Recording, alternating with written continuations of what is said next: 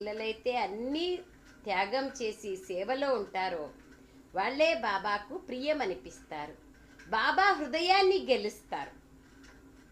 ప్రశ్న: పిల్లలకు సదా స్థిరమైన సంతోషం ఎందుకుండదు? దానికి ముఖ్య కారణమేమి?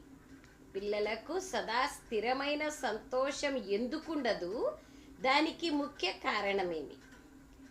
జవాబు: స్మృతి చేసే సమయంలో బుద్ధి భ్రమిస్తుంది.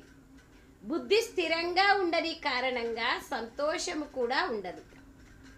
మాయ తుఫాన్లు దీపాలను బేజారు చేస్తాయి, హైరానా చేస్తాయి, బేజారు చేస్తాయి. ఎప్పటి వరకైతే కర్మలు అకర్మలుగా కావో, అంటే ఫలాపేక్షరహితంగా కర్మలు చెయ్యరో, అకర్మలుగా కావో, అప్పటి వరకు సంతోషం స్థిరంగా ఉండదు. అసలు